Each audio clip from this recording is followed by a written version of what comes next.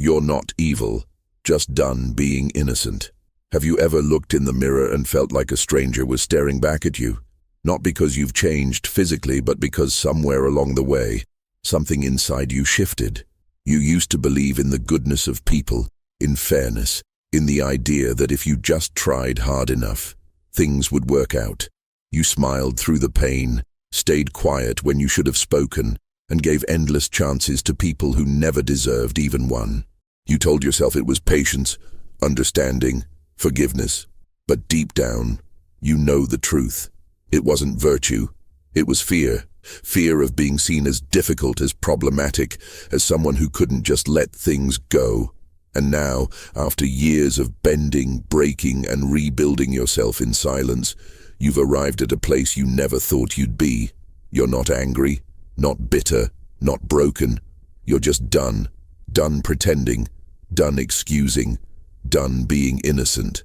And that terrifies you because you wonder, does this mean I've become cold? Does this mean I've lost something essential about who I am? Let me tell you something that might change everything. You haven't become evil. You've become awake. And today, we're going to explore why this transformation, as unsettling as it feels, is not only natural but necessary. By the end of this journey, you'll understand why Marcus Aurelius, the philosopher-emperor who faced betrayal, war, and unimaginable loss, believed that true strength comes not from innocence, but from the wisdom born of experience. More importantly, you'll discover how to navigate this new version of yourself without losing your humanity. Stay with me, because what you're about to learn could be the key to finally making peace with who you've become. Marcus Aurelius wrote in his Meditations that the impediment to action advances action, that what stands in the way becomes the way. He understood something profound about human nature. We are not meant to remain innocent forever. Innocence is beautiful, yes, but it's also fragile, naive, and ultimately unsustainable in a world that doesn't always reward goodness with goodness. The journey from innocence to experience is not a fall from grace. It's an ascent into wisdom. Think about the person you were 5 years ago, 10 years ago. You probably believed that people were fundamentally good, that honesty would always be rewarded, that loyalty was a two-way street. You gave your trust freely, your heart openly, and your energy generously. And what happened? You were disappointed, betrayed, used, dismissed. The people you loved most showed you sides of themselves you never imagined existed. The systems you believed in revealed their corruption. The fairness you counted on turned out to be an illusion. And slowly, piece by piece, your innocence crumbled. Not because you chose to lose it, but because reality demanded you see things as they truly are. This is where so many people get stuck. They interpret this loss of innocence as a loss of self, as proof that they've become cynical, jaded, or worse, just like the people who hurt them. But here's what Marcus Aurelius understood that most people miss. Losing your innocence doesn't mean losing your goodness. It means gaining clarity. Before we go further, if you've ever felt this way, if you've ever wondered whether you've changed too much or become someone you don't recognize, I want you to know you're not alone. This channel exists for people like us, people who are navigating the messy, painful, beautiful process of waking up to reality without losing themselves in the process. If this resonates with you, consider subscribing, because we're building a community of people who refuse to stay naive but also refuse to become cruel. We're learning how to be wise without being cold, strong without being hard, and awake without being bitter. You don't have to walk this path alone. Let's do it together. Now, let's talk about what really happens when innocence dies. When you first start seeing people and situations clearly, it feels like betrayal. Not just from others, but from life itself. You feel foolish for having believed, for having trusted, for having hoped.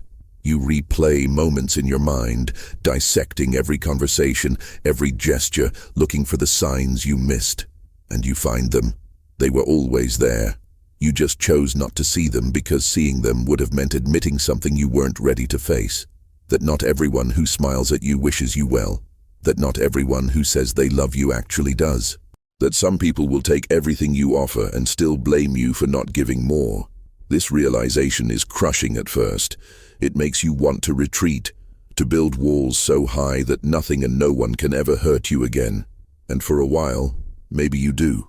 You become guarded, selective, careful. You stop giving people the benefit of the doubt. You stop explaining yourself to those who are determined to misunderstand you. You stop fighting battles that were never yours to win. And this is where people on the outside start calling you cold, distant, different. They liked you better when you were accommodating, when you absorbed their chaos without complaint, when you prioritized their comfort over your own peace. But here's the truth they'll never admit. They didn't like you. They liked what you did for them. And now that you've stopped, they want to make you feel guilty about it. They want you to believe that setting boundaries means you've lost your kindness, that protecting your energy means you've become selfish, that refusing to be a doormat means you've turned into something ugly. Don't believe them. Marcus Aurelius faced this exact dynamic.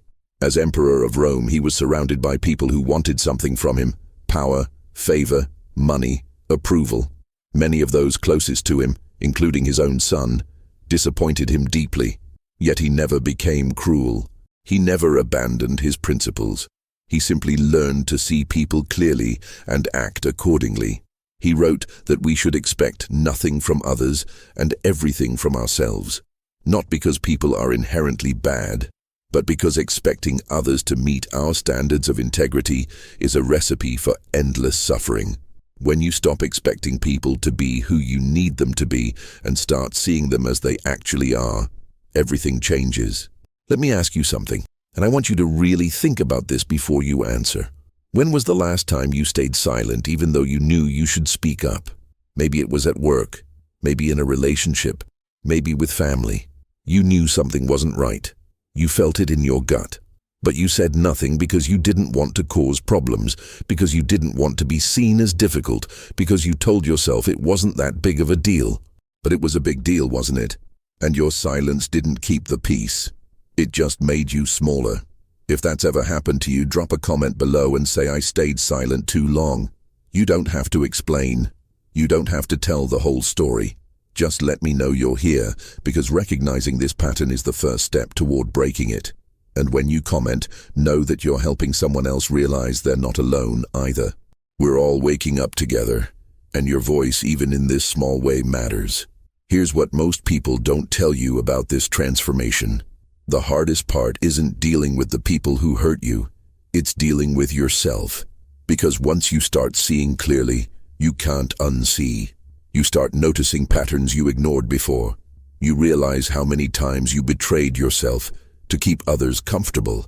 You see all the moments you chose peace over truth, all the times you swallowed your words to avoid conflict, all the hours you spent trying to fix people who had no intention of changing.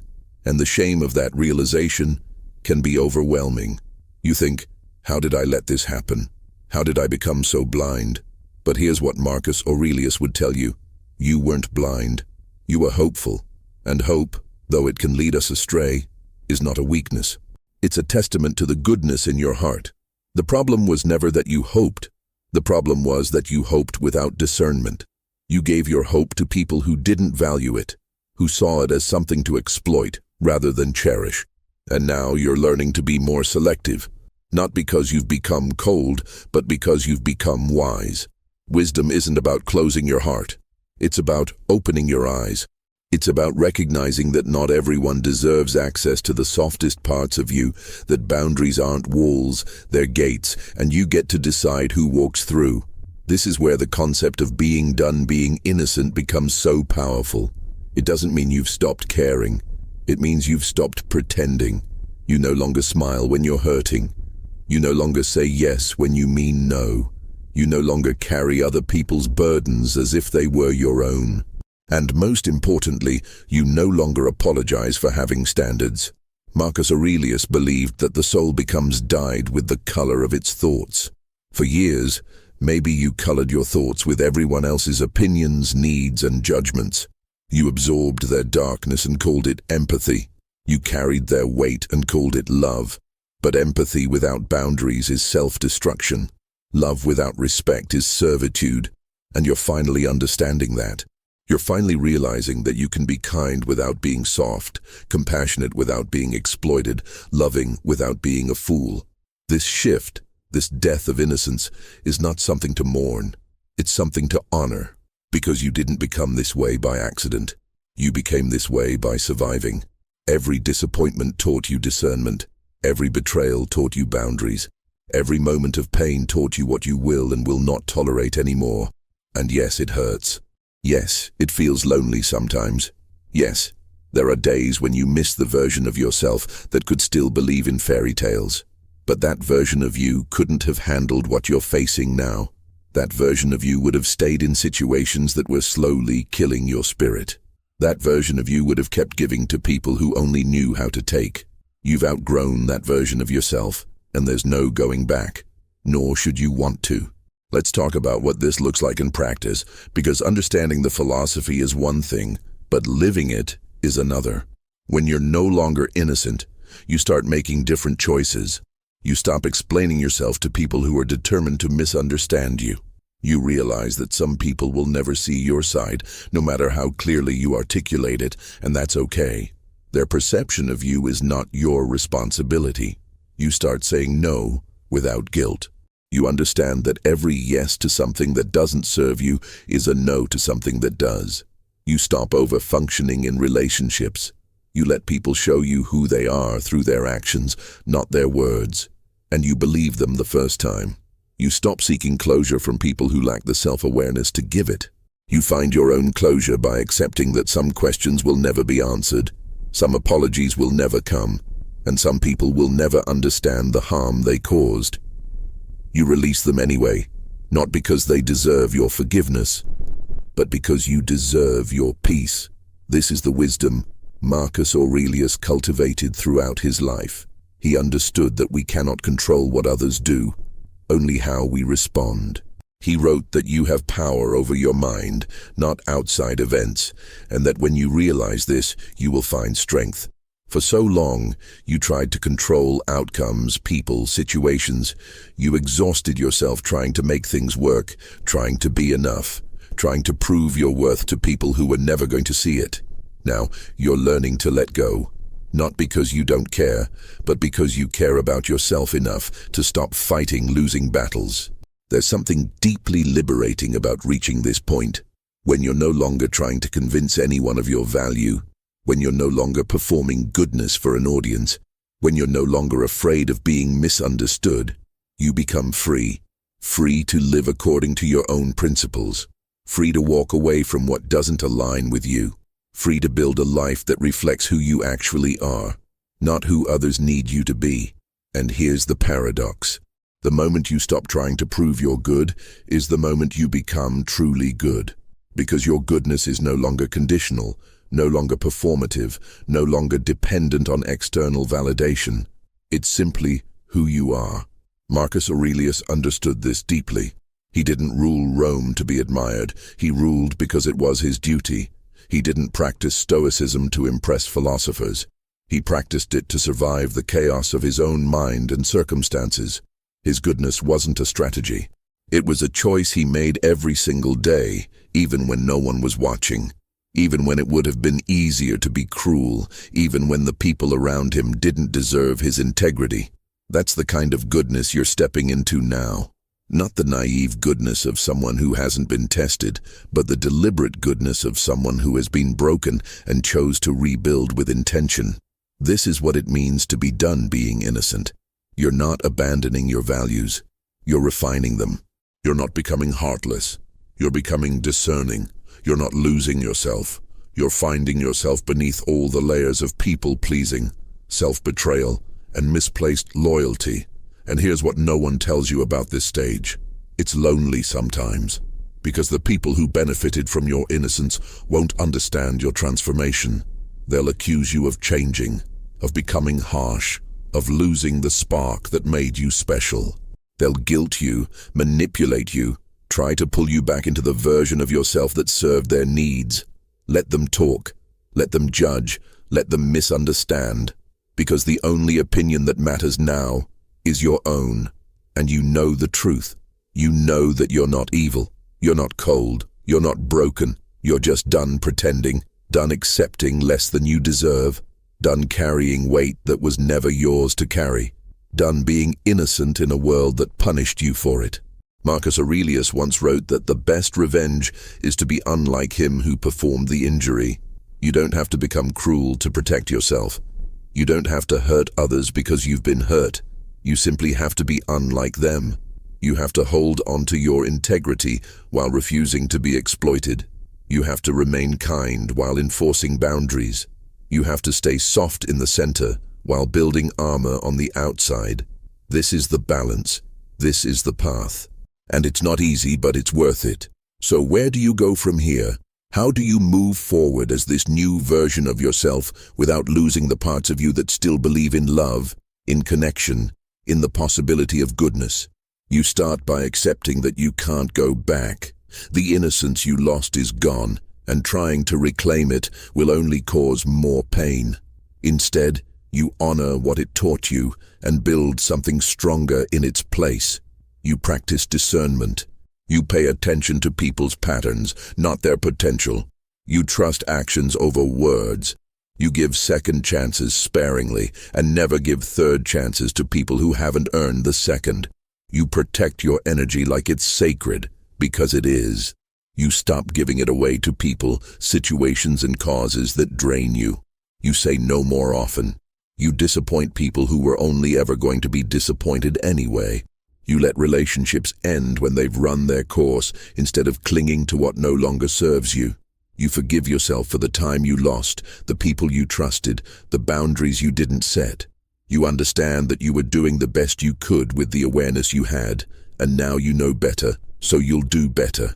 Most importantly, you remember that being done being innocent doesn't mean being done being good. It just means you're no longer good at your own expense. You're no longer kind to your own detriment. You're no longer loving in ways that leave you empty. Marcus Aurelius spent his life balancing power with compassion, duty with self-preservation, strength with gentleness. He never stopped being good, but he also never let the world take advantage of his goodness. That's the legacy he left behind. That's the example he set. And that's the path you're walking now. The truth is, you're not becoming someone new. You're becoming who you were always meant to be before the world convinced you that your softness was weakness, that your boundaries were selfishness, that your standards were unreasonable. You're shedding the false self you built to survive and stepping into the true self you were too afraid to be. And yes, it's uncomfortable. Yes, it's unfamiliar. Yes, some people won't like it, but you will. You'll like the person you see in the mirror. You'll respect the choices you make. You'll trust yourself in ways you never could before, because you're no longer innocent. And that's not a loss. It's a gift, a hard-won, painful, beautiful gift. So the next time someone accuses you of changing, smile and say thank you. Because you have changed, you've grown, you've evolved, you've become someone who refuses to shrink, to settle, to suffer in silence. And that's not something to apologize for. That's something to celebrate. Marcus Aurelius would be proud. And more importantly, you should be proud too. You survived, you learned, you transformed. And you're still here, still standing, still choosing to be good even though the world tried to make you bitter. That's not evil. That's strength. That's wisdom. That's power. You're not evil. You're just done being innocent. And that might be the most courageous thing you've ever done. Thank you for being here.